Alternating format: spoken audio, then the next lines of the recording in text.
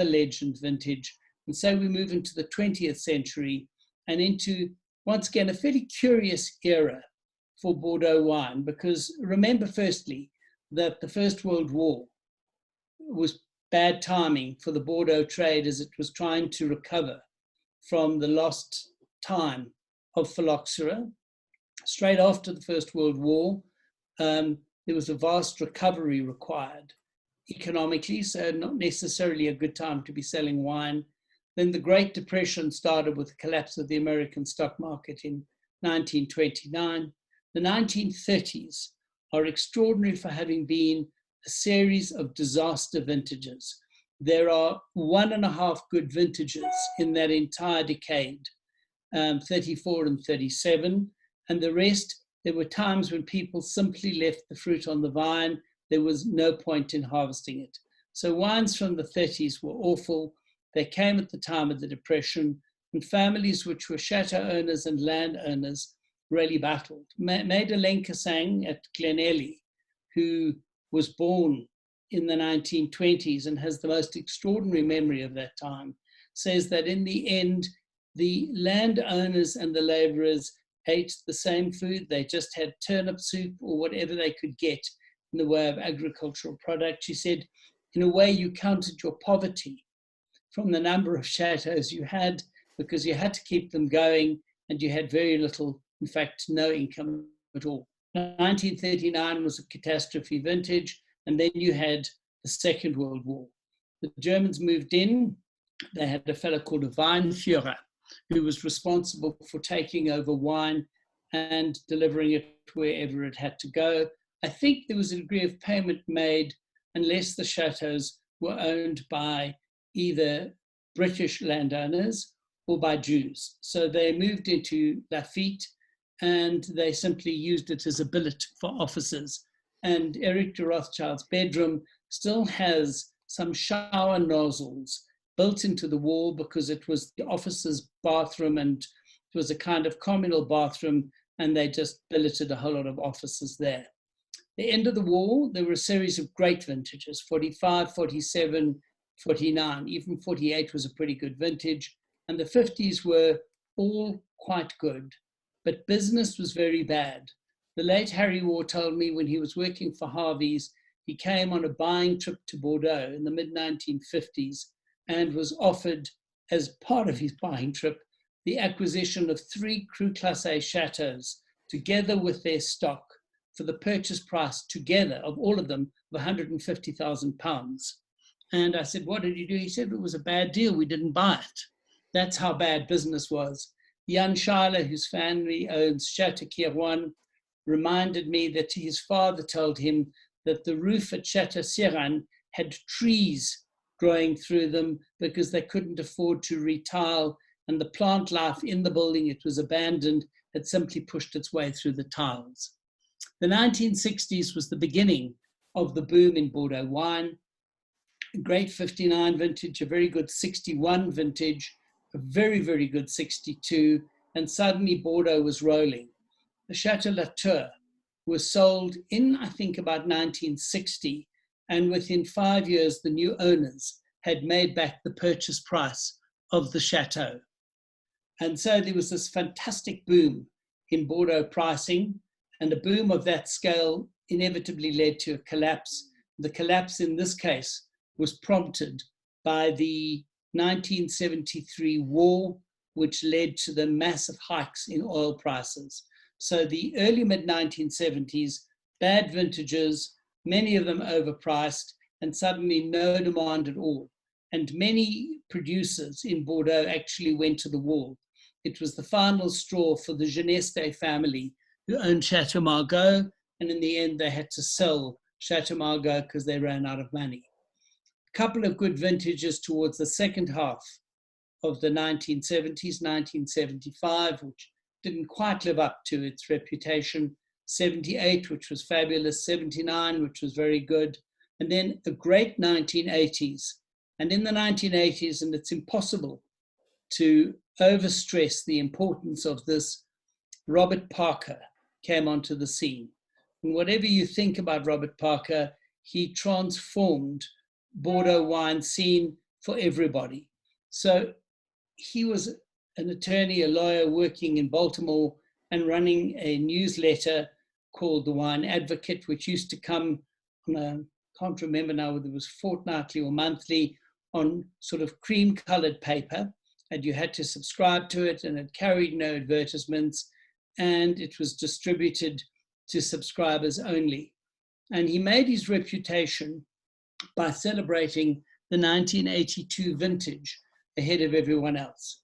He tasted the wines, he thought they were fabulous, he raved about it at a time when many of the other critics were more reserved, and admittedly he identified a style of wine that would have much more appeal to the American market. But secondly, he was brave enough to say that it was possible to produce a good vintage, in fact, a great vintage, with great quantity. It was a high-yielding vintage, and it had been believed that if you had a high yield, the quality could necessarily never stand up to it. So the position he took on 82 helped to make his reputation. And from that point onwards, the Americans became big buyers of Bordeaux wine. And as I say, the 80s had a series of very good vintages. 83, pretty much a rival to 82, 85, 86, and then the trio at the end, 88, 89, 90. And throughout this period, Bordeaux prices continued to rise. And as they rose, more and more people became part of the Bordeaux wine buying fraternity. But those prices were still really, really low. And it's a little bit like looking back on property prices from 30 years ago and saying, well, you know, somebody bought a really nice house in Cape Town for 100,000 Rand.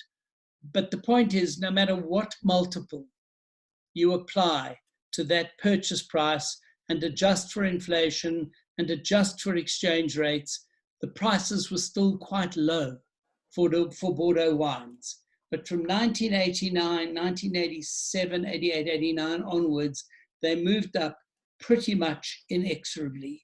And they continued to rise despite global financial crises and obviously not always great vintages. So there were many crises for the Bordelais, but they continued to rise. And always because a new wave of buyers came into the market. So at one stage it was the Koreans, then it was the Russian oligarchs, then it was the Chinese.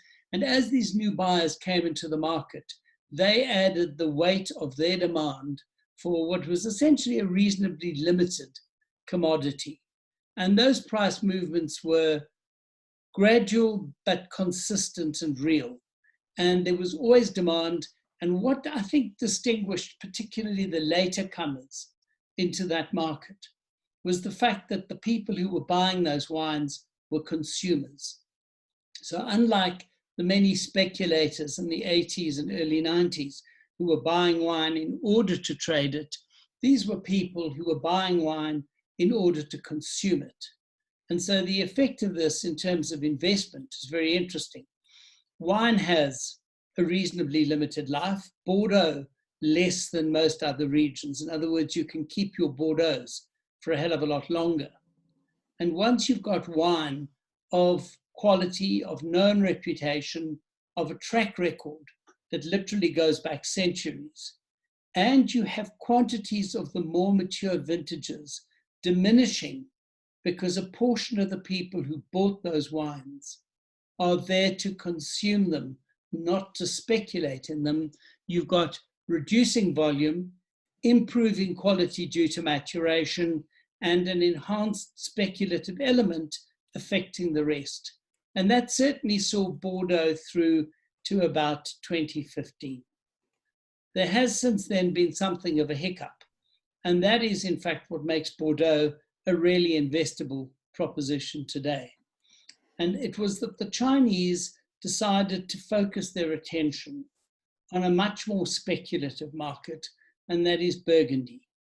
And the reason that Burgundy is more speculative is because the size of the holdings that count are very small.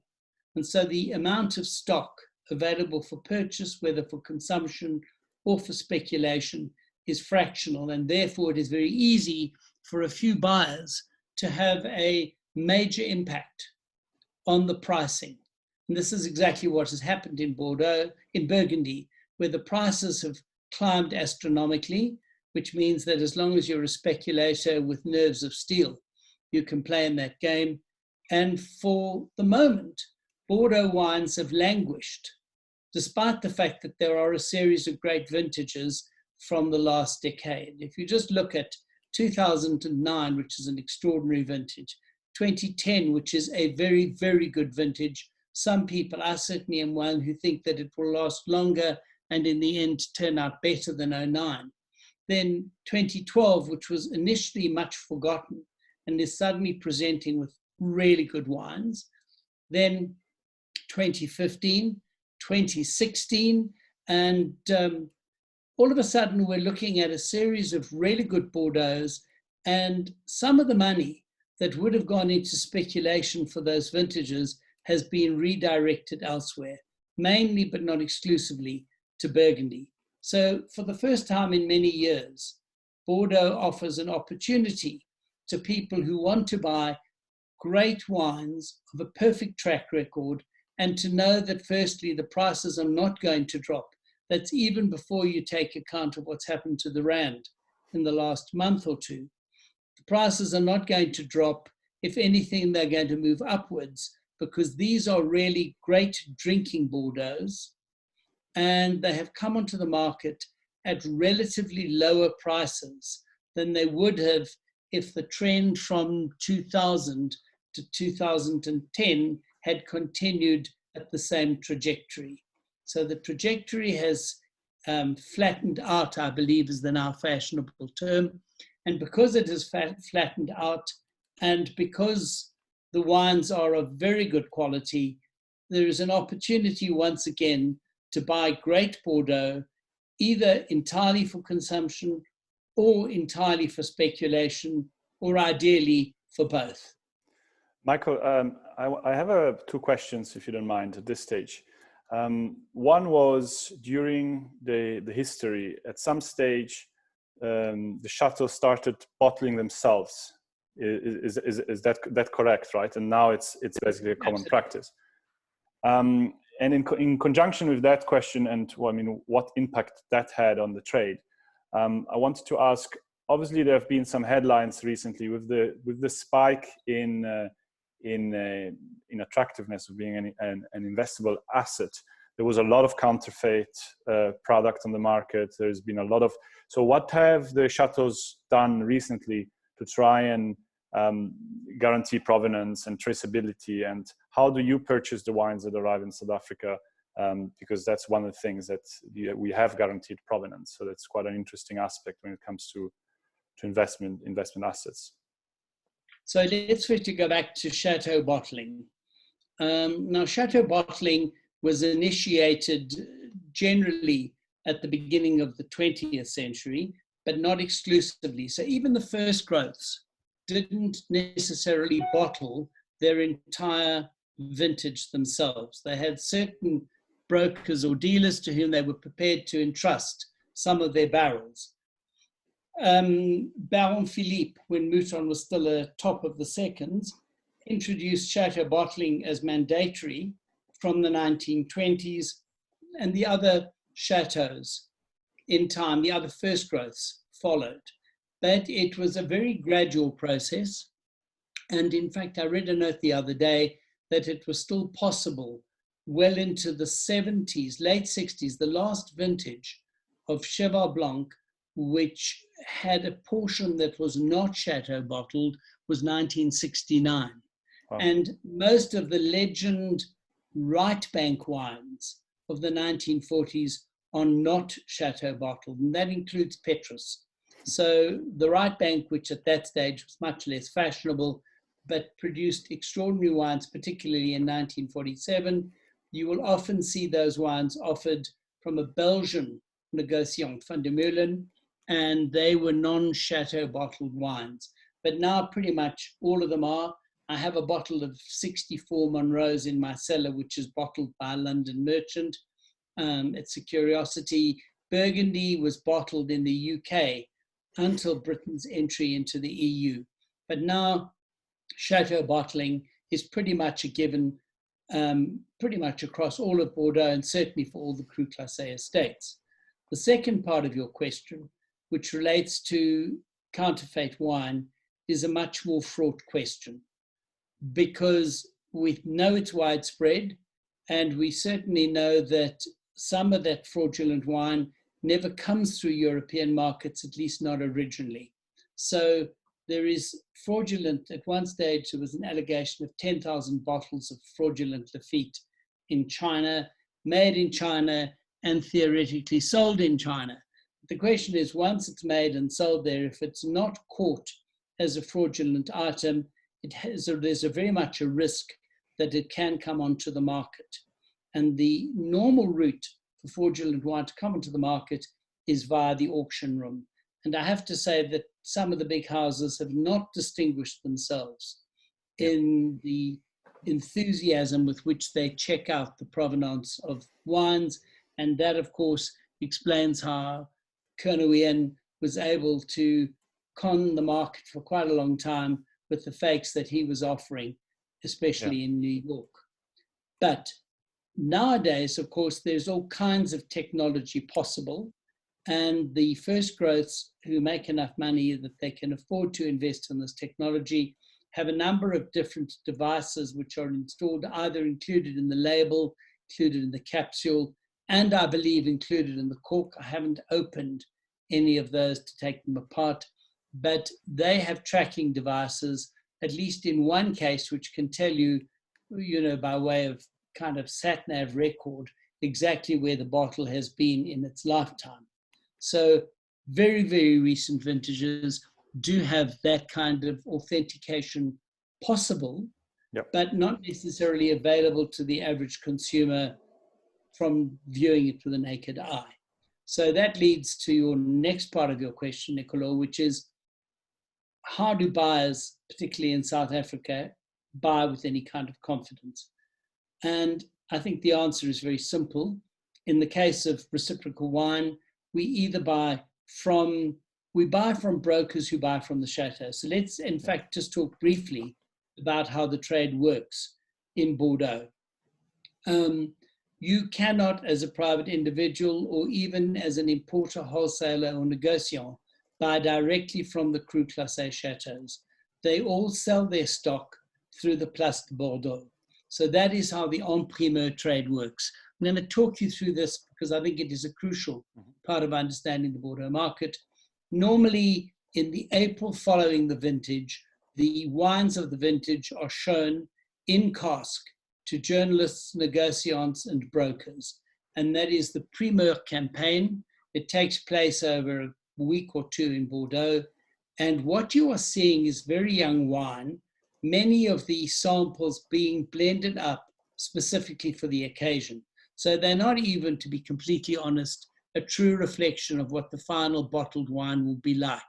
There has to be a degree of trust between those who attend the primeur tastings and those who put the samples forward, because they claim that the sample is representative. In other words, they have already decided how the final blend will be made, but that final blend may not yet have been made.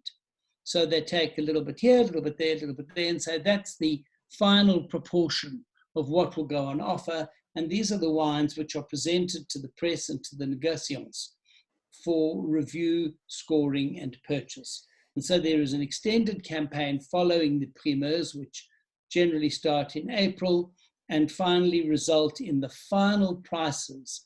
First growths are the last to declare their prices, usually in June. So this campaign runs for 2 or 3 months, and the lesser chateaus declare their pricing first, and they compare their pricing to previous years, so you can see whether the prices are up or down as a general indication. And there's a lot of rivalry, particularly with the first growths, because everybody wants to claim to have the highest price, but of course, at the same time, they want to sell their wine. And I can tell you with some certainty, having done a stint in one of the first growths and having worked with the people there, that there's a lot of unofficial communication, which I'm sure the European Union's Competition Commission would be interested in. No one actually tells everybody what they're selling for, but they certainly do discuss their attitude to what the price will be of the vintage. Those wines are then consigned through the Place de Bordeaux to recognized negociants, and those negociants can deal with importers like Reciprocal or with Far Vintners or Bordeaux Index or other such traders. We buy generally from people who have a right to buy directly from the courtier. So these are firms that have been trading for a couple of 100 years. Our primary supplier in Bordeaux has been in business for over 200 years, and it's still the same family. And so we generally source from sources like that precisely because we're paying full price. We may as well be sure that what we're buying is authentic. And we wouldn't buy on auction. If we were to buy on auction, we would declare it as bought on auction. It's just much too riskier a business. Yeah. And the extent to which this fraudulent wine, older vintages especially, pretty extensive. And may I also add that obviously by knowing exactly the sources, you are able to guarantee cellaring conditions and storage conditions from the chateau, basically up until the final customer, which we Absolutely. service. And let me just add to that, that we ship everything in reefers in temperature-controlled refrigerated containers, and that's been a rule of thumb for, 20 years. Wines shipped to South Africa before 2000, there weren't that many reefers available. Insulation was a real problem, and shipping under those conditions was fairly risky. I can tell you from the days when you couldn't get a reefer that the trick was to import between seasons. In other words, to make sure that at no stage was the container exposed to heat en route, either on the French side or the South African side. But that is certainly the truth for South Africa. If you see Bordeaux wines back into the 80s, you do need to look at the level. We should at some stage talk about what consumers can do to satisfy themselves, that storage is good. But typically the ullage, the gap between the level of the wine and the cork, is a pretty good indicator of how well the wine has been stored. And obviously over time, that level drops, but you don't ever want to see it below top shoulder for a 30 or 40-year-old wine, because the headspace means bad news for the speed of maturation. 100%. And obviously, aside this selection of Bordeaux wines that we are showing today, Reciprocal and Port-to-Port have been collaborating for the last 5 years, and we are listing, I think, over 200 wines from your imports that I suggest everyone to have a browse. You mentioned earlier the term right bank and left bank, just briefly. Perhaps you can elaborate about that distinction, which is world-renowned, and those terms are obviously very famous, but what does it actually mean? And maybe we can spend a minute on that. Okay, so everybody's obviously seeing the map that I'm seeing in front of me, where the purple section is essentially the Médoc, that deep orange color to the left of the town of Bordeaux is Pessac-Léognan, and below that you will have other parts of the Graves. And those are all, if you like, left bank, but most specifically, the left bank is the Médoc section, which lies to the left of the Garonne up to, well, the Garonne ends at the town of Bordeaux, after which it becomes the Gironde. And so left of the river there is, firstly, as an area or areas, because they will give you Graves, but it will also give you Médoc, Haute-Médoc, Margot, Saint-Julien, Pauillac, Saint-Estèphe, and so on. All of those regions generally are Cabernet-dominated properties, and that was the area where that purple section, where the swamps were drained by the Dutch in the 17th century, and where today the larger chateaus are situated. And it is worth looking at what the size of a chateau adds up to there. So Lafite, which was number one in the 1855 classification, i.e. classified as the best Bordeaux property, is also the largest of the Grand Cru estates in terms of vineyard. Margot is larger, but it's got a huge amount of pasture, and a huge percentage of Margot lies below the 50-year floodline. But these are properties that run to 100, 150 hectares. Not all of them under vine, but it means that in relation to total yield, there's quite a lot. And I will come back to that yield question in a moment after I've discussed the right bank. The right bank is to the right of the Dordogne, which is the other river which meets at Bordeaux. And that means we're talking about Saint-Emilion and Pomerol. And those two areas have really only come into fashion in the last 30 or 40 years. The single exception really was, and even that is recent, is Petrus. I think I was the first person to import Petrus when I was still a student, working as a kind of weekend wine buyer for a very large retail shop in Johannesburg at the time, and bringing in Petrus from the 1960s. They were virtually unknown wines in South Africa, and even then they were more or less priced alongside the first growths. Today, Petrus is triple, 4 times sometimes the price of a first growth, and that is because A, Pomerol has now become very fashionable, B, Petrus has become the kind of Romani Conti of Bordeaux, and part of the reason for that is that the style of Pomerol, and to a lesser extent Saint-Emilion, is much more of a modern style. It's less austere, it's Merlot dominated, it's richer, it's more textured, and therefore it has much more demand in New World markets. But over and above all of those reasons, what has made them higher priced is the relatively small size of the properties. 8, 9, 12, 15, 20 hectares is a maximum. Many of them don't really have much more than production facilities on them, so they are tiny. And those very small properties, as I said earlier about Burgundy, means that pricing is much more reflective of sudden changes in demand. And so the general upward movement of Pomerol and Saint-Emilion is a modern phenomenon, post-1980s, and very realistically, post-Robert Parker. It's an area that he's always liked. His initial successor as the primary taster for the Wine Advocate, Neil Martin, who's now at Venice, produced a wonderful and very thick book on Pomerol for a small area with dozens and dozens of tiny chateaus. It's an essential guide if you want to find your way around Pomerol. So that's right bank, Pomerol and Saint-Emilion, and the Medoc, and to an extent the Graves, is the left bank. Okay. Well, thank you very much. I think we are covering both sides, and but obviously we start, and we have a little bit of an excursus back in history. We start with the left bank and the 1855 very famous classification, which was reserved for the Medoc.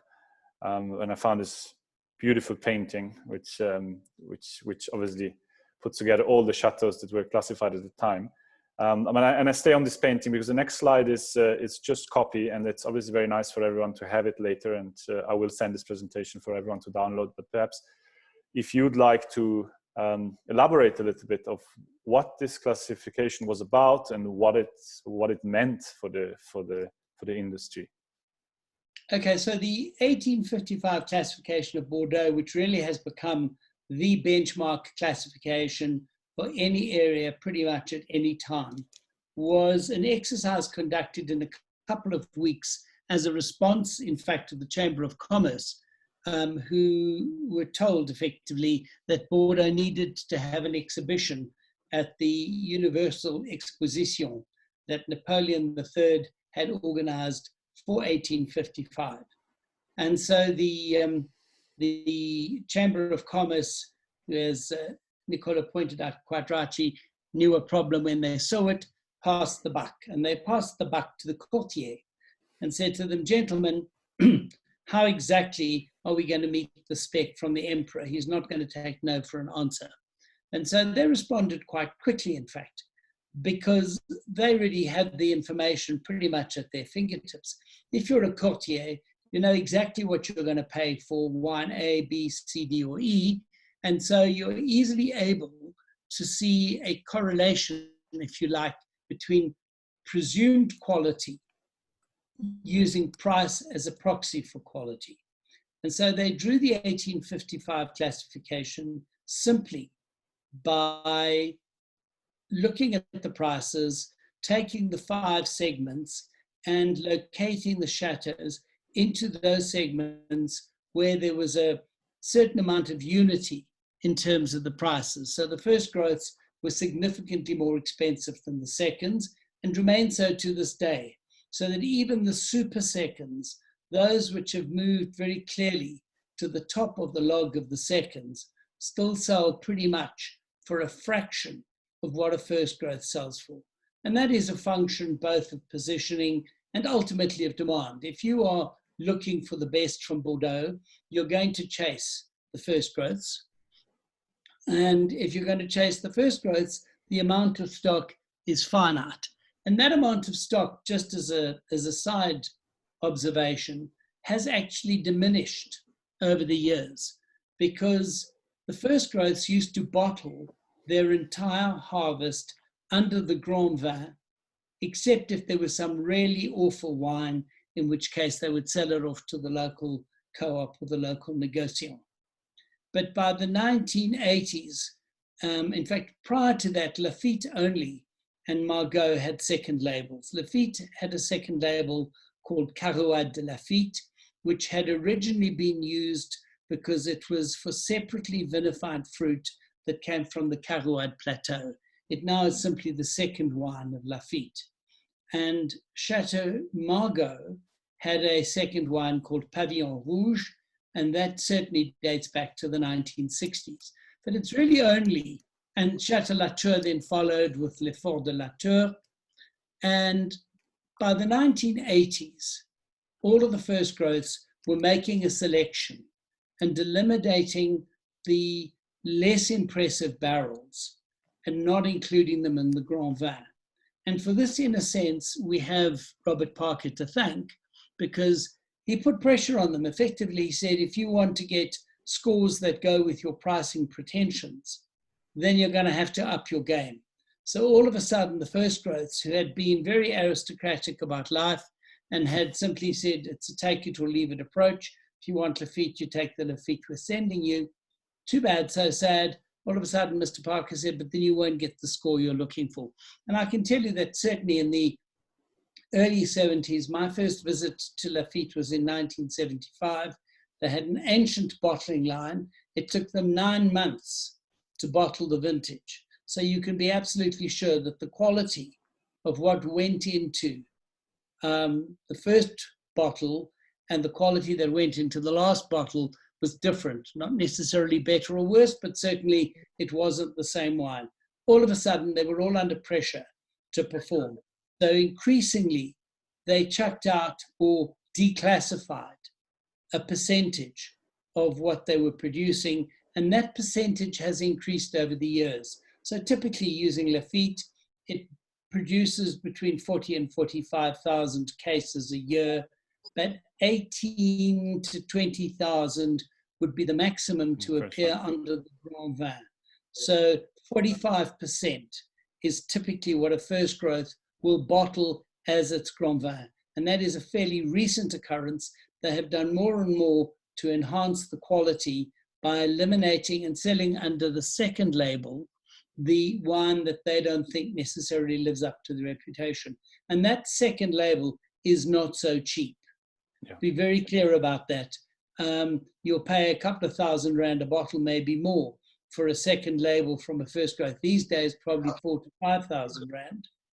But it's still a huge loss of income for the chateau, because a wine that would normally sell for 10 to 15,000 rand a bottle on primeur is suddenly reduced to 4,000 rand a bottle, and it's the chateau that loses that first tranche of income. So, and interesting enough, so this classification from 1855 has not changed since, with one notable exception, which is a nice anecdote on Mouton, I'd say. So you can see there that Mouton was elevated to first growth status in 1973. Baron Philippe de Rothschild, who had taken over the running of the chateau as a 21-year-old boy in the early 1920s, had always campaigned for the inclusion of Mouton as a first growth.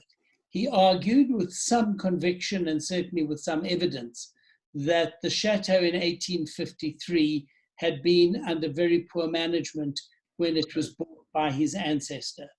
And so at the time of the 1855 classification, it was certainly fetching a lot less money than the other first growths.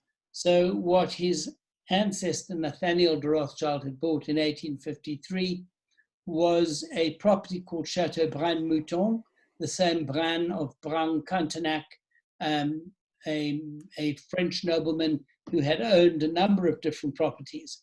And the moment Rothschild bought it, he changed it to Mouton Rothschild and pretty much neglected it. The family did until Philippe arrived in 1921 or 22.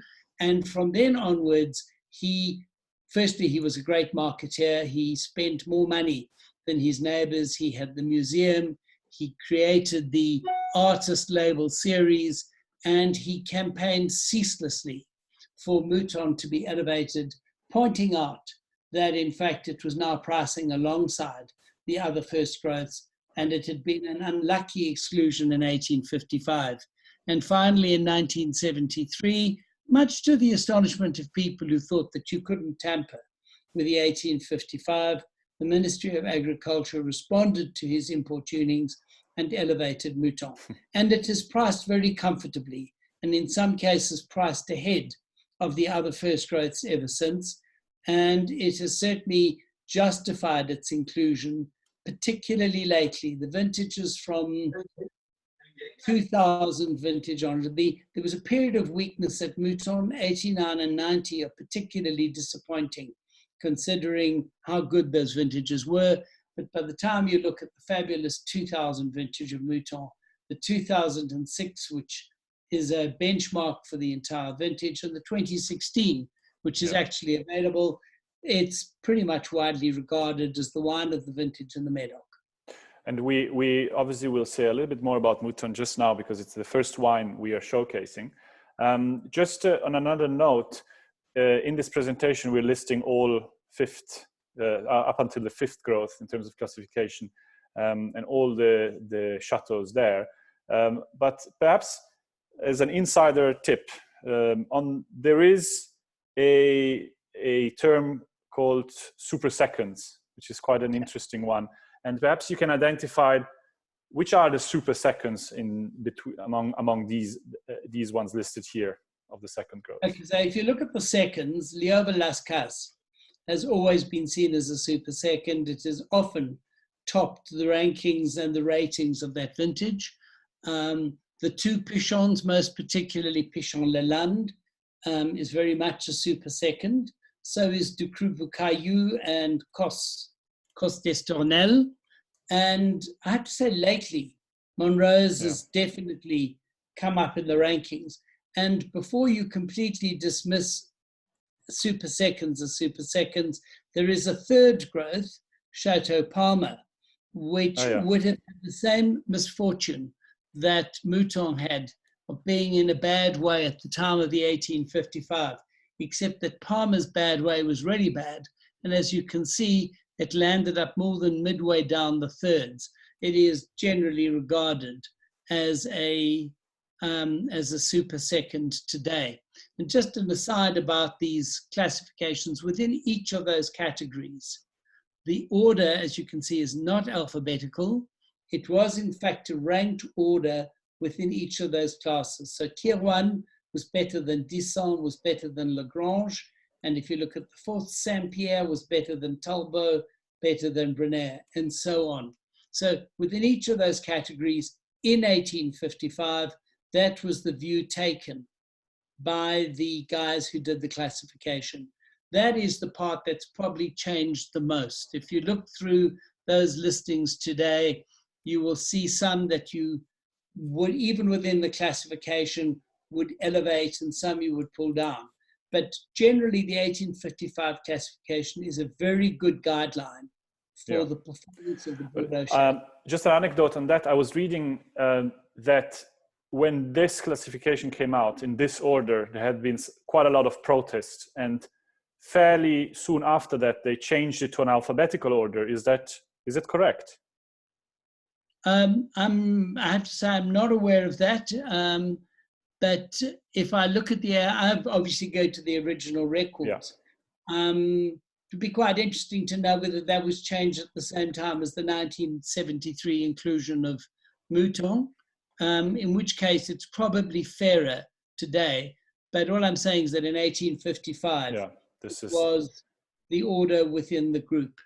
Yeah, there was also a part missing, which I haven't included because we're not touching that, but there was also Sauterne and Bersac classification, which was separate in a way. It was done at the same time, but it included Yquem that I haven't included in here. So that's technically also part of the first growth. Is that correct? Exactly. And in 1855, bear in mind, there was a much greater market for sweet wine.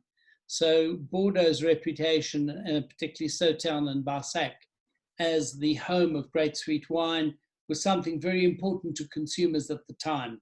And when it came to that classification, Yquem was classified above all else, and it still enjoys that reputation today. Wonderful. And okay, so let's start. I mean, we start obviously from the top. We just mentioned Mouton, and we also mentioned that anecdote and the change in 1973. And with that comes also the motto of the chateau, which is first I am, second I was. Mouton doesn't change. So that is still on their labels, and I think that obviously stands for the fact that they've never changed their identity despite the classification. And in fact, originally I think it was premier I am, second I do not deign to be. So they changed their motto even if Mouton doesn't change. There you go.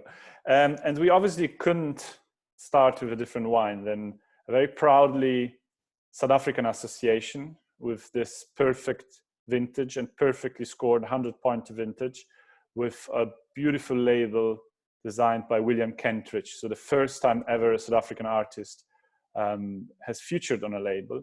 And it is the fact you mentioned the art on the label, and they started, I think, in 1945 with designing a celebratory label for the victory of France in the war.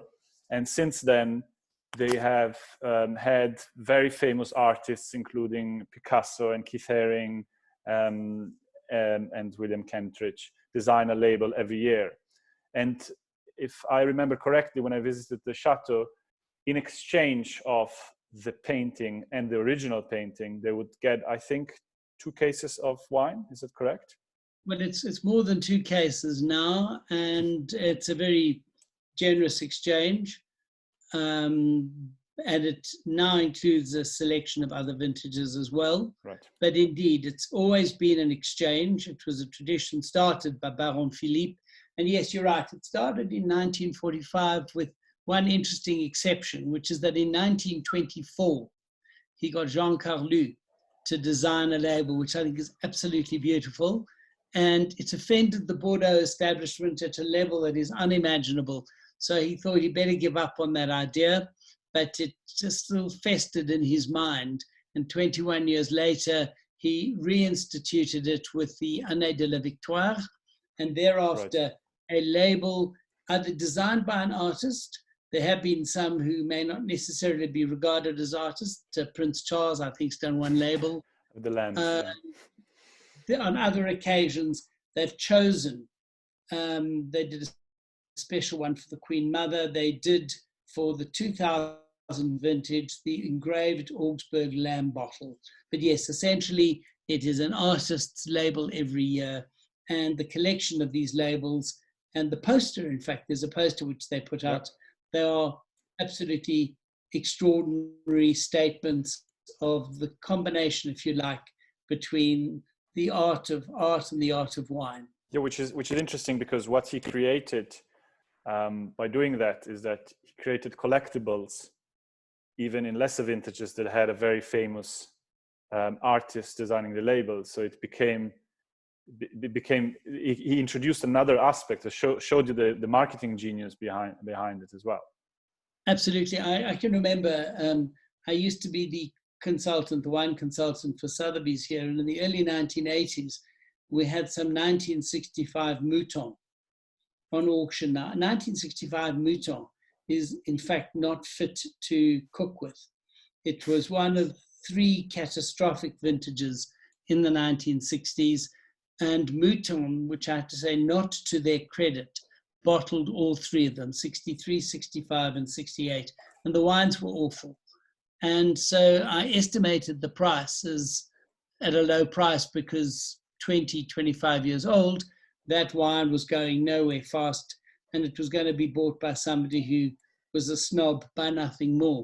And there was a series of overseas phone bidders. Overseas phone bidders in the middle 1980s were a great rarity on a South African wine auction, and it went for probably 20 times top estimate, which I simply couldn't understand until one day, I think Patrick Grubb said to me, but you have to understand, those are people who are desperate to have a 1965 in their lineup, because if you collect the Mouton labels, you need to have a complete edition. Absolutely. And because 65 was so bad, most of it got consumed when it was young. And so the price of the bad vintages, if the label is in perfect nick, are often higher than the good vintages. Yeah, and there are some for collector nerds. There are some vintages that are also very interesting. Like I think 1996 was designed by Balthus, and 93, and the American market banned that drawing because it was allegedly of an underage girl, and so they have a blank label. So the 93 vintage has 2 versions out there, so, and with the one being extremely rare. So it's created an incredible hype. So I have a question on that. So a few things. Obviously, one of our viewers that commented that there have been estates like Lewin Estates in Australia that have mimicked the artwork, and obviously quite a lot of wineries have jumped on that bandwagon later on, introducing art on labels and to try and add that collectible element. But Sophia is asking a very interesting question. Has there ever been an artist, to your knowledge, that has designed a label twice? No. They not for Mouton. I know the Picasso label was done in 1973, which is the year of his death. Yeah, he's the only one that's been another Picasso label. There certainly has never been an artist invited to do it twice. I'm sure of that. And there is I think it was Keith Haring that had been rejected by Baroness Philippine for quite a few years, and he kept on sending his proposal of drawings. Was it him? I'm not sure, but he finally did get accepted, and that may have been that was in the late 90s. All right, but now let's get on to the wine, because sorry, we've lost a bit of time on the labels, which are just a piece of art by themselves. But the wine itself, and we're very, very lucky to have 3 bottles in South Africa at an extraordinary price and a promotional price, especially considering the euro exchange. Would you like to say something about this 100-pointer, this perfect vintage? And then it is actually wonderful. It's wonderful to have a wine that is firstly this good in a great vintage, and in the case of for South Africa to have it, done by Kentridge, because many of the famous artists, Miro, for example, I think landed up with a 69 vintage, which is terrible. The artist is invited to do the label before the grapes are off the vine. It's a matter of chance whether you get it. This is a fabulous wine. It is huge intensity. It is Mouton, which has climbed out of a bit of a trough, as I said, in the late 90s, and is now very much a dominant force amongst the first growths. And as you can see, and it is a feature of Mouton, that very high percentage of Cabernet Sauvignon. So classic Moutons, I think, for example, of the 59, is almost always that intense cassis aroma. So it is a very long-lived wine. It carries an almost succulent richness to it, even now. But the feature of this wine is its freshness. In other words, though it is fully ripe, though it has got not even a whiff of that slightly herbal note that you often get on Bordeaux, Cabernet-dominated Bordeaux, this has got a sweet intensity of fruit, plenty of weight on the palate, and yet a lively enough acidity that keeps it fresh, gives it length, and is a promise, in fact, of a wine that is going to last substantially longer than any of us are patient enough to consider keeping it. And so we have 3 bottles available. If you'd like to secure one of them or all of them, you can just DM me. The promotional price is tied to the fact that you can purchase it now. It will be kept in perfect cellaring conditions, and it will be delivered to your door just after lockdown ends. I have a question on, sorry. Just to make a point about it, that the extent to which Cabernet has succeeded in the 2016 vintage, the actual vineyard planting is 77% Cabernet, 11% Merlot, 10% Cabernet Franc, and 2% Petit Verdot. And later when we talk about Saint-Emilion, we'll talk about Cabernet Franc. It is there, it is the much more ancient version of Cabernet, but in most vintages, it never gets into the final blend. I think there are people who've given up cultivating it in many parts of the Medoc.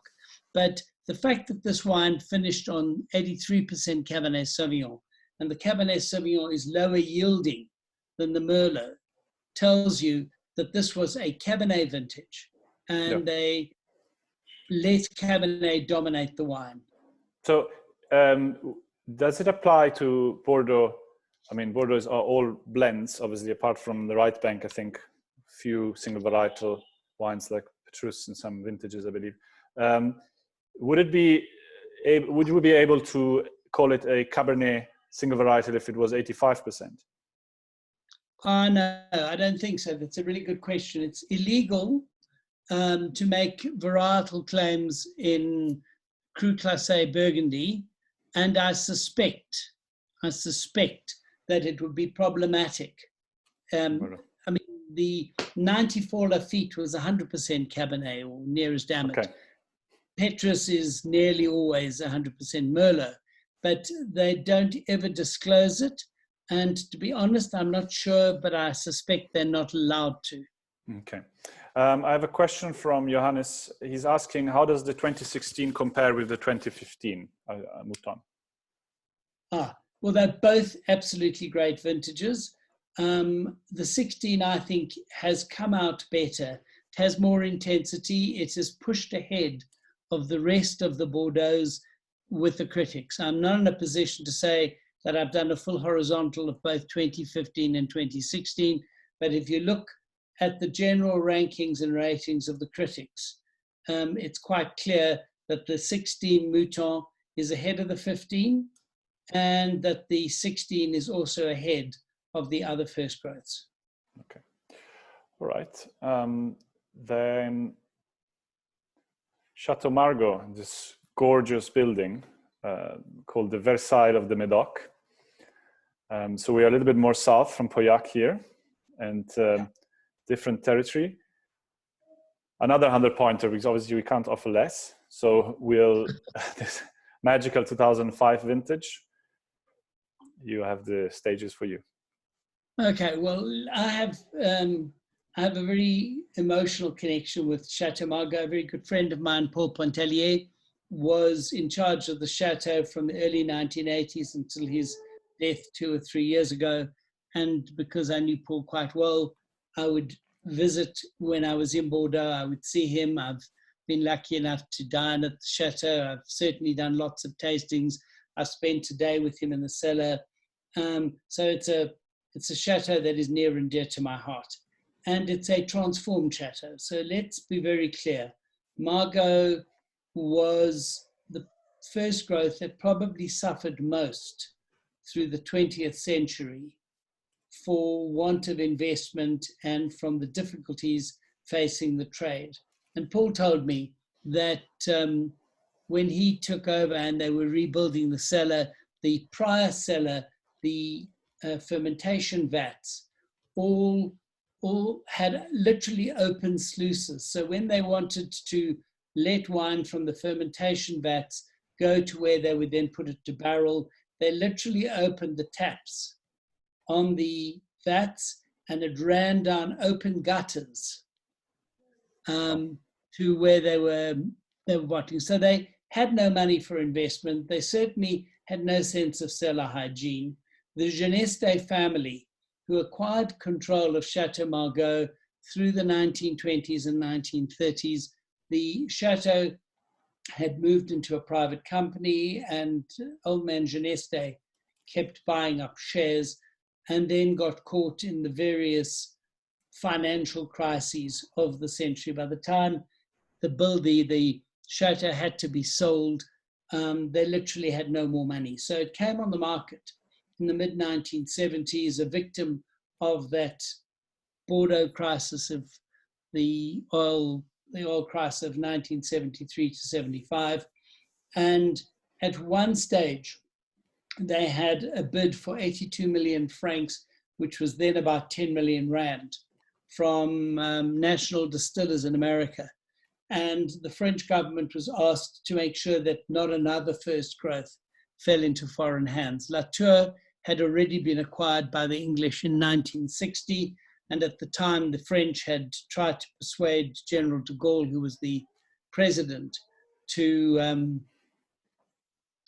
block the sale. And he said, I'm not going to block it. They can't very well take the land with them. So Latour landed up in foreign hands, so did Haute-Brion. And all of a sudden, there was a third chateau, and that was too much for the French. And finally, they managed to persuade Metalopolis, who was who owned a large grocery chain, to make a purchase, which he did for less than the 82 million francs, and then spent considerable time and money, not time. Poor man died within 3 years of the purchase. But by the time the 80s came around, Margot was definitely very much back on track. And when I did wine experience in South Africa with Paul Pontellier, which would have been probably about 2004, I spent a day with him at the cellars choosing wines for presentation at Wine Experience. And he said, we'll do the oldest wine, we'll have to go back to 1959. And then we're going to have to skip 20 years. He says there's nothing worth drinking between 59 and 79. And from the 80s onwards, Chateau Margot has gone from strength to strength, much as 82 is a great grand vintage everywhere in Bordeaux. The 83 Margot is very much a rival to that wine. Likewise, 85, 86, the trio at the end. Paul really did manage that estate with rigor, with vision, and produce some extraordinary wines. And the 2005 is a fabulous, fabulous Bordeaux vintage. It's one of my favorites. I prefer it, in fact, to 2009 generally. And this is a Margot in just extraordinary condition. 85% cab. There we are. You're looking for a wine to put Cabernet on the label. Nicolò, you can. Oh, yeah. There's an 85% for you. And the plantings, in fact, are once again 75% cab. So in 2005, it was a more Cabernet vintage, and that's why this wine has got that tension. Clive Coates always says that Chateau Margot can be a little soft, a little bit, the term I don't like at all, feminine. It certainly wasn't that when Paul was there. And the more Cabernet in the wine, the greater the intensity, the greater the longevity. That really is a lovely wine. And here we have 10 bottles available as well at a promotional price. Moving on, Saint Julian 2009. So you mentioned that vintage from Lagrange. I'm sorry, before we start with this one, I have a question from Luke. I think he's asking how long the 95 Margot will be ready to drink. I think he means 2005. I suppose. It's moving on to its plateau of maturity now. In other words, 15 years, I think drinking a first growth less than 15 years old, you're depriving yourself of a lot of pleasure. And the reason is that initially you're going to get a lot of fruit, a lot of primary character, and obviously the oak, while it's perfectly integrated, is still very evident. And if you really want the terroir to express itself, it needs to move into a secondary stage, which after 15 years, it is clearly en route to becoming. And once it's there, it's got another 30, 40 years. I've had Margaux back to 1953. So they're not as old as other wines, but immaculate 50 years old. So there's no reason why you shouldn't be drinking the Margot in 2055. All right. And so 15 years minimum, and then from there onwards, another 30, 40 years, as long as you'd like. There's plenty of time to decide. It's probably best not to have only one bottle in the cellar, because it can be quite risky, but perhaps have a couple and drink them over those 30 years. The chateau that you call the most underrated cru in Saint Julian, so that's quite a nice, interesting statement, so an insider tip. Chateau Lagrange in the 2009 vintage. I can't call this 100% Cabernet. I can't call this a Cabernet Sauvignon, clearly. So tell me more about this one. Once again, it's got more Cabernet than the average plantings of the vineyard. The vineyards are 66% Cab, but you can see that the selection brought it up to 73. It's very interesting. When I was visiting Bordeaux quite frequently in the early 80s, Lagrange was a great disappointment. The wines were overcropped, they were thin, they were austere, and they didn't have much charm. And then the chateau was bought by the Japanese company Suntory, and they spent an enormous amount of money. Once again, there's a sad truth about great wine, which is while it may cost a lot of money, the people who want to produce it can't cut corners either. Terroir on its own, without an investment in the quality of the vineyard, in the shea, and in the team that is responsible for making the wine, all of those things come together. And Lagrange is a big estate. So once again, you have an interesting stat, which is that it would produce, if it didn't have a second label, over 60,000 cases, about 750,000 bottles. And that's clearly what used to happen in the pre-Suntory era. But now only about 40 to 45%, in fact, 40% in the case of Lagrange, 25,000 of the 300,000 bottles of the 750,000 bottles is bottled as Grand Vin, and the second label, Les Fifs de Lagrange, is 450,000 bottles. So they have been using a rigorous selection as part of the way that they've upgraded the wine. And what you've got is an average age of vines now moving into about 35 years, whereas the earlier vintages, post-Suntory, a huge amount of vineyard had to be replanted.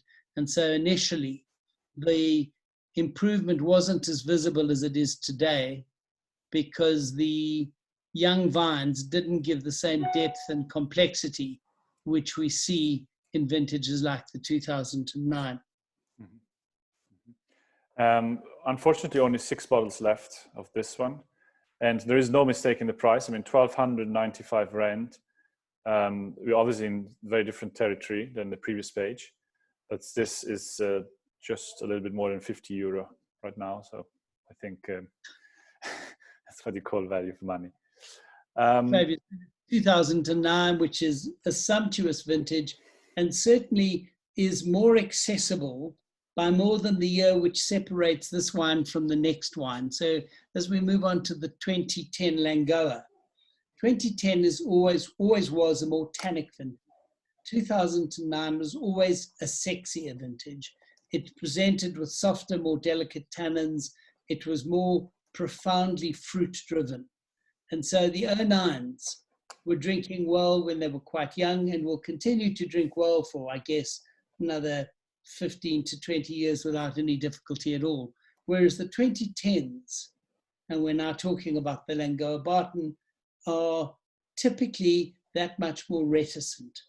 And that is ordinarily something of a risk when it comes to Langauer-Barton. Anthony Barton, who is the proprietor of both Léoville-Barton and Langauer-Barton, has been accused of being a little bit too much of a traditionalist.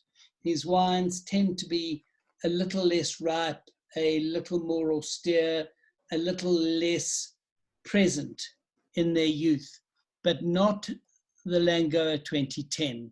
It's fuller, it's more perfumed, and it is more accessible than an average Barton cuvée, but it is still a 2010. It's only now starting to move into that secondary state, and it is it's hard to call any Barton wine a pretty wine. It is a substantial but still quite delicate style. And bear in mind, and we haven't really been doing much of this, if you go within the appellations of the Médoc, Pauillac is big, intense, rich. Margot is softer, not necessarily more feminine. There's a delicacy to many of the Saint-Juliens, with the exception generally of the three Léovilles, which are right at the north of the appellation. So Léoville-Las-Casses borders onto Pichon-Lalande, and in fact some of Pichon's vineyards lie across the borderline in Saint-Julien, and Pichon's vineyards are more or less interplanted with Chateau Latour's. So if you visit Pichon, as you arrive at the cellar, the vineyard that is immediately on the side of the track leading to the cellar actually belongs to Chateau Latour. So as you go into southern Pauillac, you're really talking about big and substantial wines. And the northern Saint-Juliens are like that. Langauer is a bit further south. It is more delicate. And as I said, so is the Margot. But here we are in Saint-Julien. It's delicate, but not insubstantial. And the vintage 2010 seems to have been tailor-made for it. Wonderful. And we have 14 bottles available here. And it goes for 1,695 rand. These wines are selling very quickly. The previous ones already sold out. So this 2010 is definitely an amazing opportunity. So now for who would like to enjoy a more mature wine, which has been cellared perfectly, we have this Chateau d'Uzac. Again, back to Margot for obviously a very different price, but a very good vintage, I believe. Perfect drinking condition right now.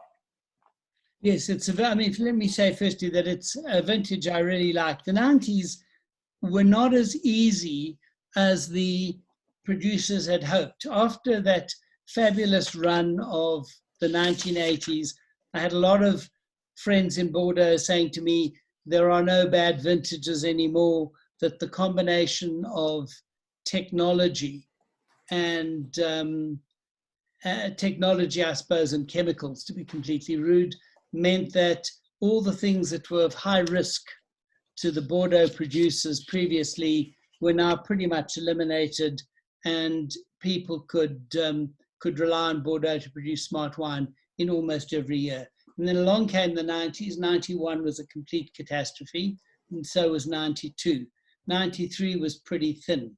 94 worked if you were very brave and you sat out the Indian summer at the end, which Charles Chevalier did at Lafite, which is why they produced a wine in the end that was pretty much 100% Cabernet.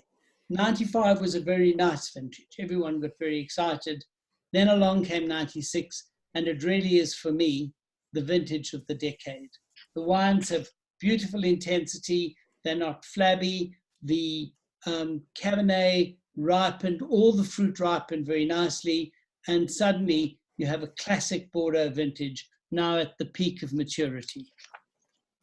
Yes, and exactly, which is, it's a very rare case to find from a guaranteed source, perfectly stored, a wine from 96 at 1,495 rand. You can buy it now and enjoy it right away. This is I suppose, an extraordinary opportunity. Moving on, Saint-Estèphe, so we're in a different appellation, different zone. Perhaps a bit of a difference on, we haven't mentioned Saint-Estèphe yet. How does that stylistically change to Saint-Julien, Pauillac, Margot? Okay, so Saint-Estèphe does tend to produce more intense but slightly drier wines. So I hesitate to call them coarse because they're not, but they are certainly the opposite of feminine in the sense that they are very precise on the palate. They are slightly uncompromising, and they age and need a lot of aging in order to open up. They are obviously, as you go further north, and you'll see, having gone from Julian to Pauillac, from Pauillac to Saint-Estèphe, the intensity of the wine actually increases almost to the point that once you're beyond Saint-Estèphe, it loses some of its charm. So it really is at the borderline of charm, fruit, intensity, and a very classically styled, not so much austere as initially ungiving, and then it opens up beautifully. And you need to bear in mind that southern Saint-Estèphe borders on Lafite. So Lafite actually has vineyards across the Saint-Estèphe border, and its nearest neighbor is Coste-Sternel. And then you go up on the plateau at Saint-Estèphe, and there are some fabulous, fabulous Cru Bourgeois. So they are less expensive than Cru Classé. And Chateau Margot is a particular favorite of mine. When I was a student, believe it or not, I was able to afford it on what students earned teaching extra maths. And we paid very little money for Chateau Margot. The importer in those days, it was an exclusive import, brought older vintages. And so I was fortunate enough to drink back to the 1950s and to keep in my cellar. I still have Chateau Margot. In fact, I think I still have a Magnum of 59 Margot. So it is a wine that performs well above its class.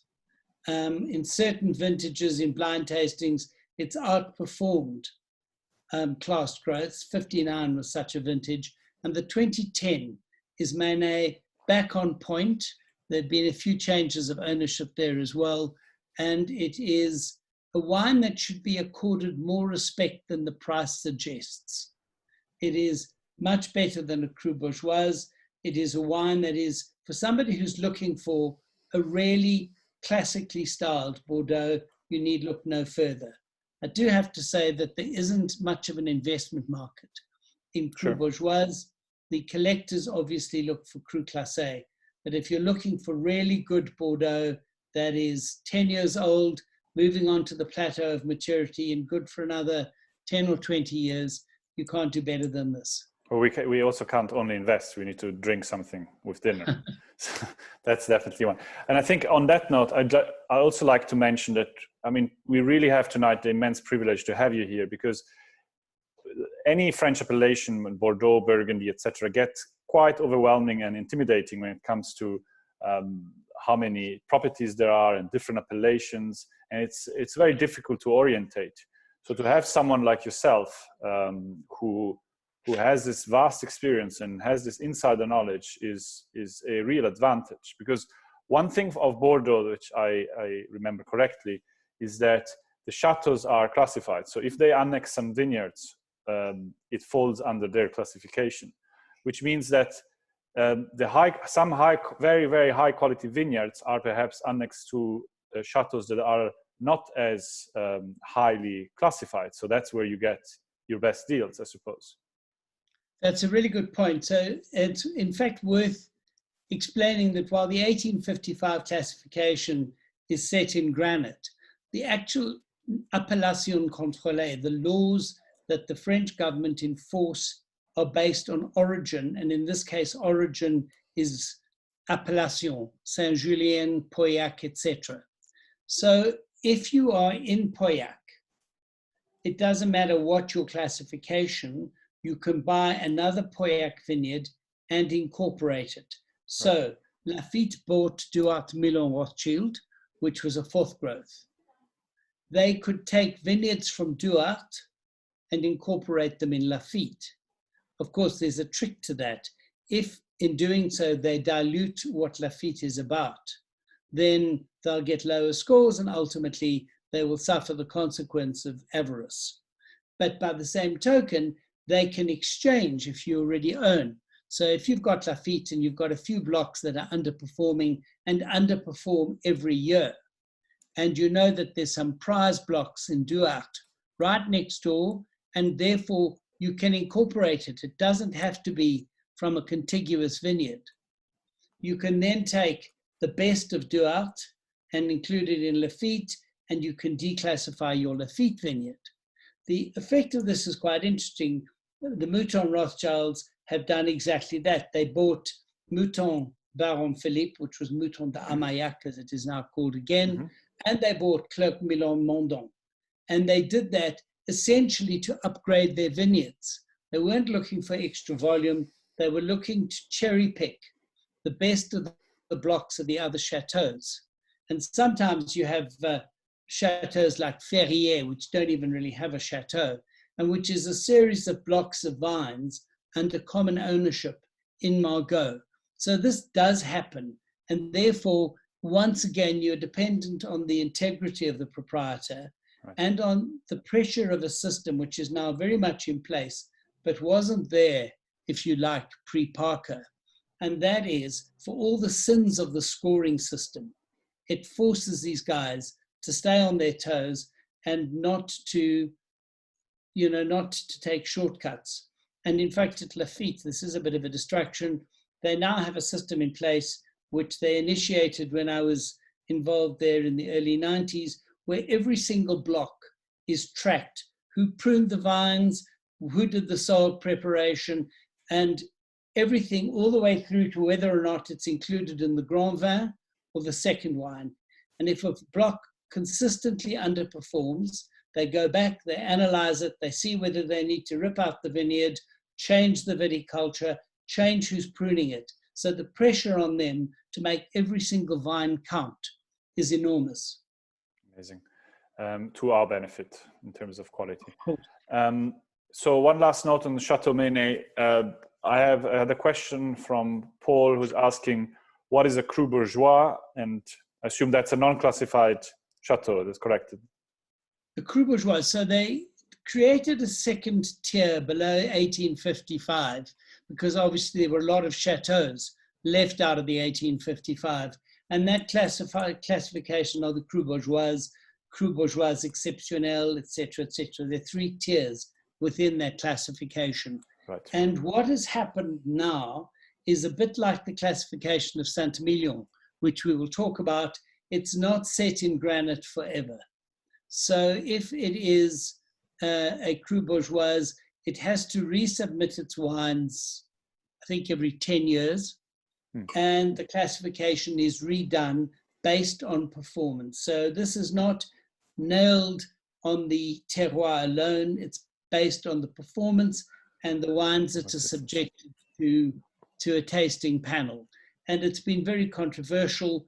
And certainly the last classification, as I have to say with Saint-Emilion, people who do badly rush to the courts and either try to have it blocked or try and force those who did it to redo it. But the Cru Bourgeois classification is much more up to date, and Menet is Cru Bourgeois. And yes, for less than 1,000 rand, drink now, incredible wine. So as just to mention that all the wines that we've shown up until now have basically already sold out. So I think this is an amazing opportunity until stock lasts. So right bank is our next topic. So we've closed the 1855 classification chapter. So perhaps the equivalent, let's say, classification on the right bank is the Saint-Emilion one. And as you may already mentioned, it works a little bit differently. Indeed. So on the south bank, on the right bank, hang on a moment. You have no wine. I'm very worried about the fact you have no wine. I'm very worried. We had a few viewers that also were. In isolation, I think one should not necessarily drink before 6 o'clock, but I'm changing my mind very quickly. Yes, the right bank is, as we said, in terms of important appellations, two, Saint-Emilion and Pomerol. Pomerol is unclassified. There is nothing that says except experience. Just lost you there. I think it's just Michael for a second. We've left. Is everyone else seeing me? So I'm still here. So I will, while Michael is just discussing, trying to fix his internet, I will, or getting wine perhaps, I will try and catch him from here. So this is the impro of live TV, I would suppose. So the classification on the right bank, as Michael started discussing, is a little bit different. There is you're back. You have to activate your audio, unmute. We have you already. Our viewers are already were worried because I was clearly struggling. No, I'm back. I'm here. So the original A's from memory were Zone and Cheval Blanc. And since 2012, two more have been added, Pavie and Angelus. Then you've got Grand Cru Classé. You've got Premier Grand Cru Classé. There you go. Sorry. Okay. And that's quite a long list. And they're all, pretty much without exception, wonderful properties. And there are very few of them relative to the fact that Saint-Emilion has several thousand estates. Wow. And so... And much smaller properties, right? Much smaller properties. You've got the B's. And after the B's, you've got Grand Cru Classé, followed by Grand Cru. If you're not paying attention, you look at a bottle of Saint-Emilion and it says Saint-Emilion Grand Cru, you're entitled to assume that if that were the same thing as Burgundy Grand Cru, you were getting a very serious bottle of wine. Saint-Emilion Grand Cru is pretty much, as you can see from the pyramid, at floor level. There are, I would be guessing, but I would think there are between 1,000 and 2,000 estates that fall under Saint-Emilion Grand Cru. So a small difference, and quite confusing. And very confusing. But Premier Grand Crus, A's and B's, are very much a guideline that you can use, and it is revised regularly. There is a change to the 2012, to the 2006, there's change very currently. The Muix family, which owns Petrus, and I have to say a huge number of Saint-Emilion and Pomerol properties, has joined Chateau Belair and Chateau Magdelaine into one new property. They're building a very modern cellar. They're upgrading the vineyards, and they are creating a property called Belair Monange, which they believe in time will be promoted up to Premier Grand Cru Classé A. But they are smaller properties, and they are much older than the properties of the Médoc. In other words, Saint-Emilion was a wine-producing region before the Médoc ever dreamed of planting vines in the mud, and it was quite distant for those who lived in the Médoc. Madeleine Cassang at Glenelly told me that she had never been to Saint-Emilion until she was in her 60s. And I said, but how's that possible? Your family owned Pichon, it owned Parma, it owned Siran, it owned 7 or 8 Médoc chateaus. I said, how could you not have gone to Saint-Emilion? That's like living in Stellenbosch and saying you've never been to Hemelanada. It's pretty much the same distance. And she said, you have to understand, before the war, we were impoverished. We literally went nowhere further than Bordeaux. During the war, we could go nowhere. So we were in Bordeaux. We didn't have vehicles. We didn't have petrol. After the war, she married, and her husband, who was a French general, traveled around the world. And so she didn't live in France. And then in 1978, she inherited Pichon, which was insolvent. So for 10 years, she was building Pichon. She had to buy out the people who put up the money for her. She literally only went on business wherever she was selling her wine. And one day on a Sunday, her husband said to her, let's drive to Saint-Emilion, like for a Sunday afternoon drive. And she had never been. She was 60 years old, had lived in Bordeaux all her life, and had not been to Saint-Emilion. The right bank is another country as far as the folk from the left bank were concerned. And despite the fact that there are now several bridges and access and a highway, it still is a completely different world. Smaller properties, different pruning regime, different vine height in terms of trellising. Everything is different, and that is because caught between the river and inland, it's much more prone to frost. The 1956 frost decimated the vineyards of Saint-Emilion, whereas the Medoc was protected by proximity to the sea. So it is another place. It is much higher in Merlot. Even in Saint-Emilion, the Merlot outweighs any Cabernet, and generally the Cabernet that you do find in Saint-Emilion is Cabernet Franc, called Boucher there, and in Pomerol, even less of the Cabernet Franc and even more of the Merlot. So they really are two different worlds. And on that note, I have a question from Tom, and he asks if Saint-Emilion is older in terms of winemaking history than the left bank, why were they not part of the 1855 classification? I think it was political, no? They were completely separate in terms of circles of powers, no?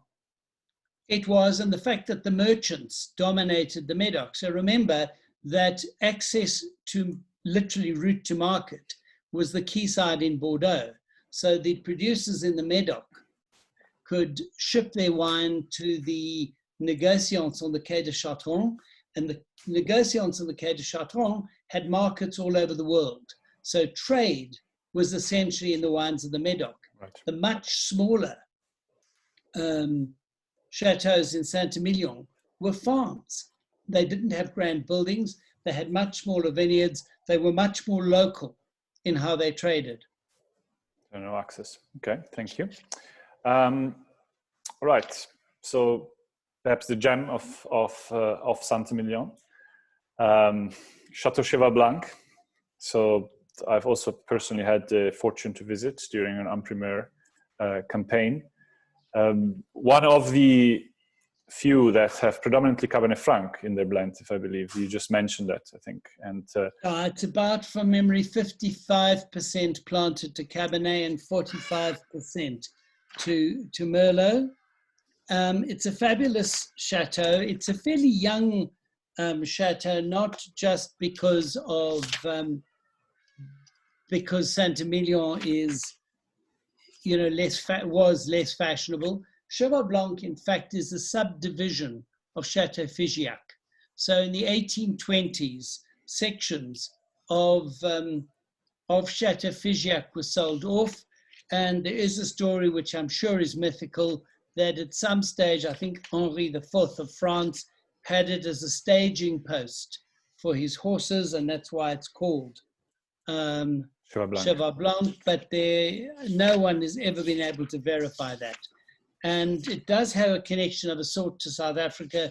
Pierre Lurton, who is the advisor at Morgenstern, has been the director of Cheval Blanc since 1991, when it was owned still by the original descendants, the Eberhard family. And as he said, his first vintage at the Chateau, he had to tell them they weren't going to bottle any wine under the Chateau label. He said it nearly happened for 2 years in a row, because 92 was an equally bad vintage, but he was able to salvage some quite good wine. And so the 92 does come to the market. But Pierre has been an extraordinary force at Cheval Blanc, and he has lifted the chateau, and he has created a style of wine which, as somebody once said, is in a way the most Burgundian of the great Bordeaux. It has got more perfume. It's much more exotic aromatically than many of the other Saint-Emilions. And because of the high percentage of Cabernet Franc, it still has what Pierre likes to call freshiness. It's got this fantastic line, this linearity that runs through it and never succumbs to any flabbiness whatsoever. And we're lucky to have been able to get the 98. I might never have been able to secure it had Pierre not said to me, listen, here is an underrated vintage. I loved the Right Bank 98s, but no one else seemed to. And to be honest, you have to have a lot of faith in yourself to go against the trend. And Pierre said to me, trust me on this. It is a great, great wine. And Robert Parker admits now to having seriously underrated it. And so did most of the others. So it didn't show initially. It's now really at 22 years old at a peak. And it is an extraordinary wine. The chateau is now owned by Bernard Arnault, who is not just the richest man in France, but I think number 3 in the world, in partnership with the man who died last year. And they've had a literally unlimited budget to rebuild the cellar, redesign the cellar. I don't know if you were there, Nicolò, after the new cellar was opened. I think so. It is fantastic cellar, and they can literally manage every single block of vines separately, track them, and when they finally assemble the wine, it is the best of what is possible. And Pierre once said to me, we were having dinner, and he brought a bottle of the 1982 Cheval Blanc, which is a special kind of treat. And he said to me as we were drinking it, it was just a perfect bottle of wine. He said, the miracle of this wine is that it is the entire farm. And I looked at him, he said, remember, he said, in 82, there were no second wines in Saint-Emilion.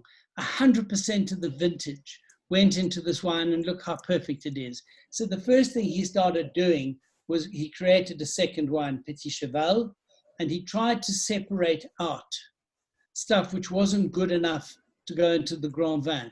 And he says there is a point at which you have to stop. Because if you keep eliminating the stuff which you don't think is perfect, the remaining wine, in fact, is not perfect enough. You need all of those different elements to arrive at this perfectly harmonious final achievement. But it's this obsession for perfection and quality, which then, on the long run yields. And interestingly enough, so maybe something that our viewers, not all of our viewers know, but the wines get rated on premiere and then they get rated on release, and they get rated fairly regularly every now and then. So whilst the wine advocate, you said, advocate didn't give it a high rating initially, later on, I think they received the perfect score as well, this 98. Exactly. So the early scores, I would have to look it up, but the early scores were, in fact, I think in the early mid-90s. And we also have to remember this. There has been an unbelievable devaluation in the scoring system over the last 20 or 30 years. In the 1982 vintage, the one that Parker made his reputation on, in the initial ratings, I think there were 100 or 200 points. In the 1990 vintage, which is a fantastic vintage, wines like Parma got scores in the high 80s or early 90s.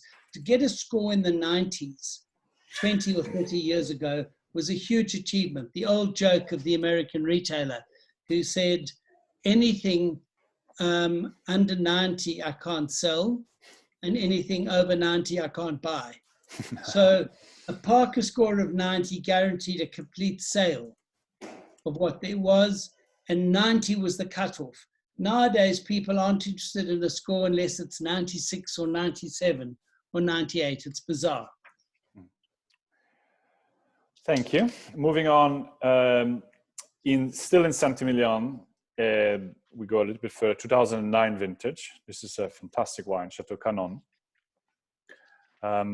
We received an incredible score as well, and for a fraction of the price. Perhaps, what is your relationship with this wine? Okay, so Chateau Canon has also had a slightly patchy history in the end of the 20th century. It was then bought by the Wertheimer family, who owned Chanel, So they had money to spend and they spent it. And it took until probably 2000 for the full value, 2000, maybe 2005, for the full value of their investment to be felt.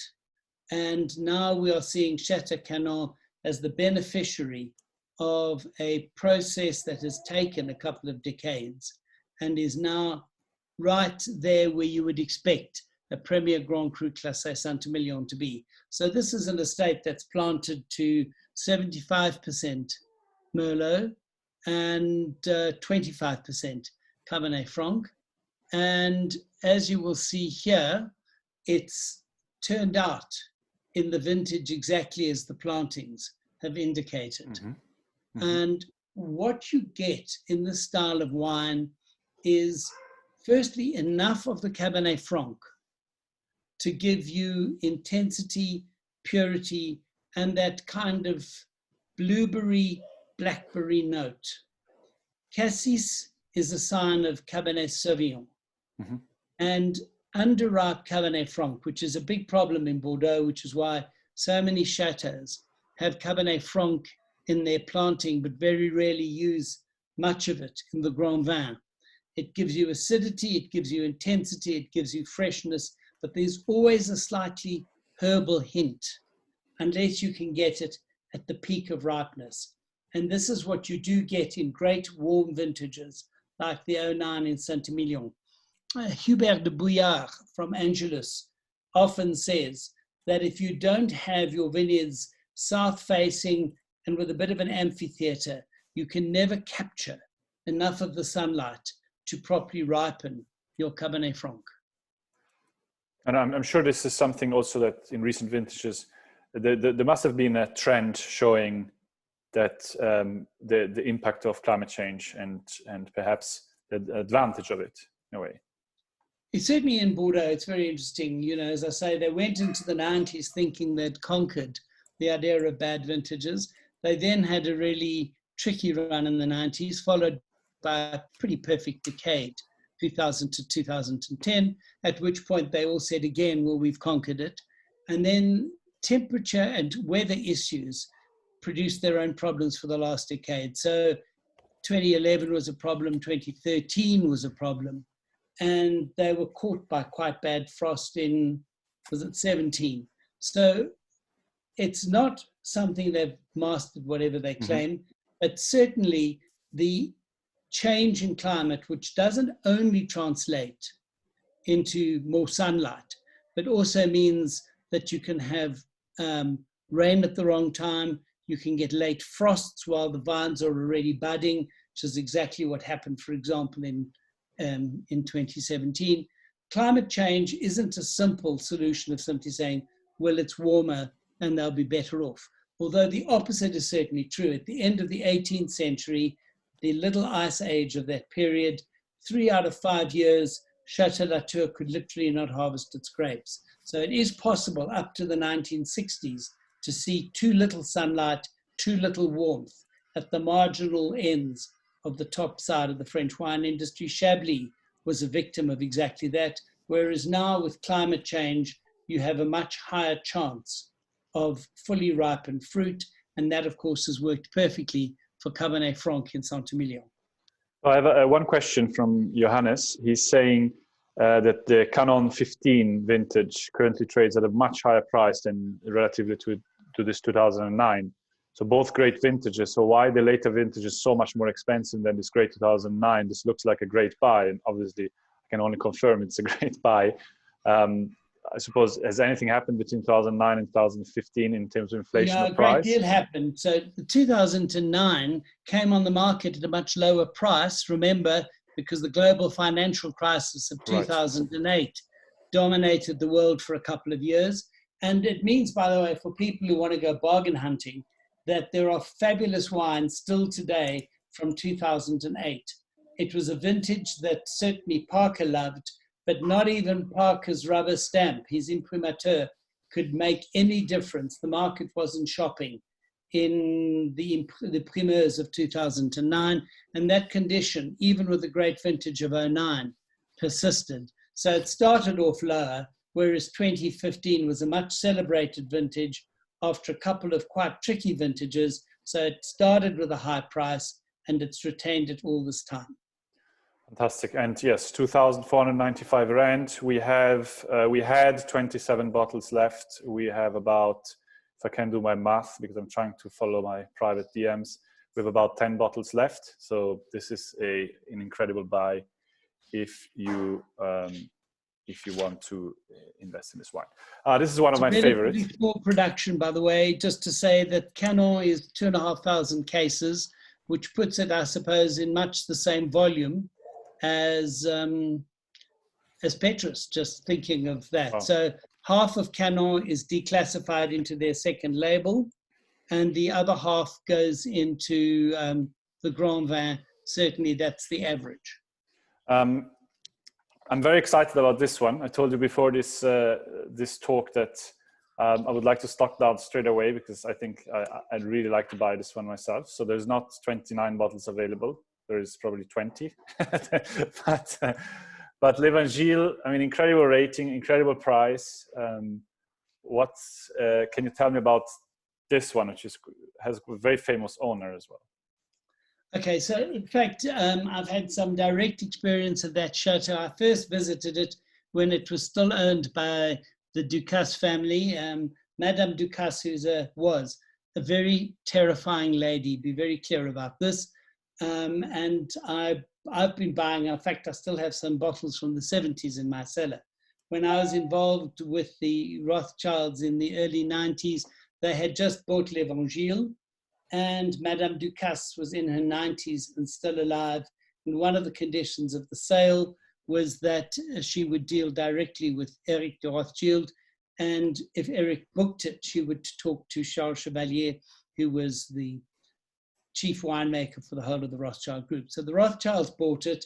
And for the first few years while she was still alive, she occupied the chateau, and she had to be negotiated over pretty much everything they wanted to do.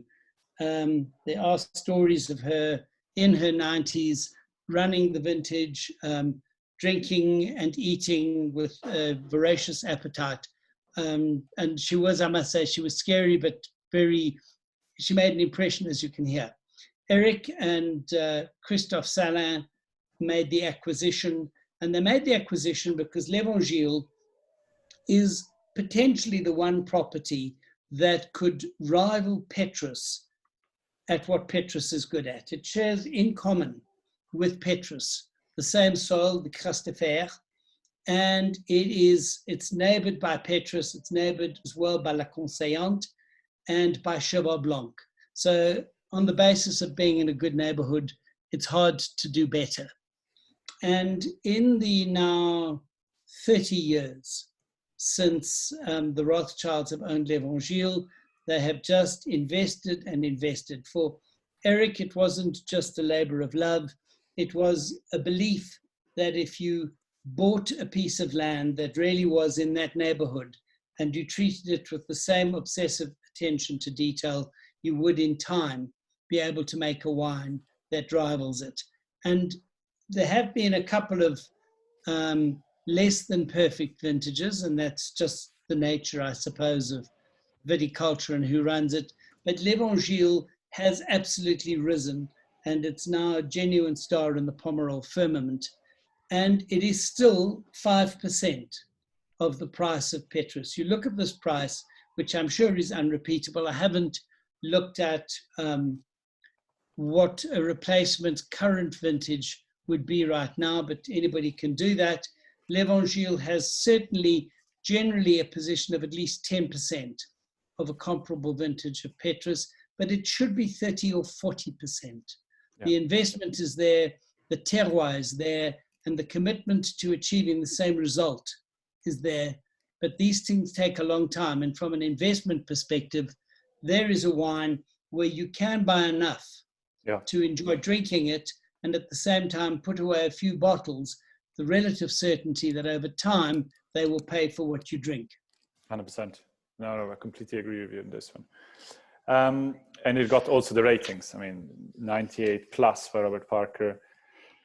and a 98 by Tim Atkin. I mean, that shows you just what you're getting. And this is, yeah, sorry. And the production is still pretty small. It's 3,500 cases a year of Grand Vin. The Rothschilds also brought in the principle of a second label, which is called Blason de l'Evangile, so that they have begun the same process of sorting and optimizing the fruit that goes into the Grand Vin in order to achieve this result. So our last wine, I think, for who would like to also have some more mature Pomerol in the cellars from an absolute astonishing vintage, Chateau Certain de May, 2000, also only 24 bottles available. What can you say about our last wine? Okay, so it's a very Pomerol style of wine, in the sense that it is really Merlot, it is really creamy, it's very textured. The 2002, which in fact is a very nice vintage on the right bank, is a little bit like drinking velvet. It's a very textured style of wine.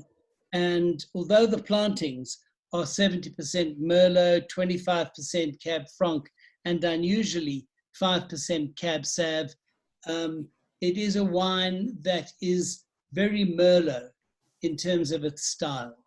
And it is now at the peak of its maturity. So 2000 vintage was the vintage that everybody in Bordeaux hoped for the millennium. And it really was a fabulous vintage. It is a fabulous vintage. It's still a very youthful vintage, but for a Merlot-dominated wine, this is now very clearly on the plateau of the maturity.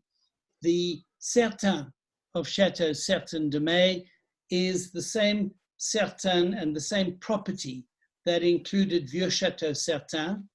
So it is a portion of what remains, on the one hand, Vieux Chateau Certain.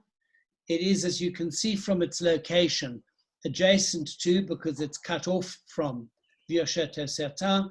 It is next to La Fleur Pétrus. It is a classically styled Pomerol, which is to say it is completely different from a classically styled left bank Medoc. In the Medoc, you would expect some austerity, more cassis, less richness, more linearity. This is the opposite. It is velvety, it is rich, it is dense, it is intense, and it is right now a perfect wine to drink. I said that when we were talking before we started, that if I was going to open a bottle of red wine to keep me company through this this conversation, I might raid my cellar for the 2000s that I have there. I have a few bottles, but I'm glad at one level that I didn't. I've been having to pay serious attention for the last hour or two, but I think I'm going to reward myself with You must. a bottle of this when we're done. And I think there are a few people from our viewers that would love to raid your cellar right now. And I think you are one of the few that have the luxury to have access right away to these wines. However, for everyone else, obviously, you can secure them now and you receive them securely from us right after lockdown. And I think also to just sum up the afternoon, we had an amazing selection of wines from obviously the most notable chateaus that make headlines every year, to the underdogs. And we had an insider guide into the incredible quality that there is on both banks, and some tips on value and on investment, and on what needs to be drank now and what can be kept as a great investment. So the floor is open for questions. Sometimes I was distracted. I was trying to obviously cope with the influx of messages. But in the meantime, I just want to thank you. It was an incredible experience. I mean, your knowledge is really beyond anything that I could have expected. And it was extremely interesting to have a background on history of such a history-rich region, that I think if you don't understand the context which tonight you have laid out perfectly, you probably don't appreciate the wines as much. So I have a few compliments from our viewers thanking us. I'm just seeing, okay, there is some questions on lockdown. I can't answer them, I'm sorry. When it will be lifted, I'm not sure. But other than that, also, we will do a follow-up email with everyone. I will send through this hard copy of the presentation, which has all the links to the products. We've sold most of the wines during the talk, but there are a few here and there still available. And also the talk is has been recorded, and we will publish it on our YouTube channel, so it will be available there. Other than that, from my side, it's everything. I don't know, Michael, if you would like to add anything to the talk, or if I should let you go to the cellar and get the Certain out. It's been a lot of fun. Thank you very much. I think that the presentation that you put together ahead of the talk made it certainly easier for me, and I hope it made it easier for everybody who was following it. And it's been very enjoyable for me. It's great to dig into the recesses of memory, and I hope that sharing this with you hasn't sounded too much like a kind of personal journey through Bordeaux. It has also been useful for you in terms of everything we've been discussing and an understanding of all of the wines of Bordeaux. Absolutely, and I think I mentioned to you before, I mean, only now we realize the opportunity through the technology that we have to reach our customers and followers and readers and viewers through these talks. And I think I'm having a lot of fun doing this, and I think it will be great to continue this series even after the lockdown. Well, I hope we can, because it's been a lot of fun for me, and it's an opportunity. I hope to share knowledge, experience, and wines, some of them still in the country, because we've brought in wines before the Rand went distinctly south. And those wines are here for people who, in a sense, have an opportunity of acquiring a Rand hedge after the Rand fell. Exactly. And one last note I wanted to add, which is quite nice, is Lorraine from Elsenburg has just written that the entire final year class of Elsenburg was listening tonight. And I think this is obviously also a very beautiful thing that we had the opportunity to convey, your knowledge and message. It was a pleasure to do it. Thank you. Thank you very much, everyone. And chat soon, Michael. Thank you so much for your time. Thank you, everybody. Have a good evening. Bye. Bye-bye. Bye-bye.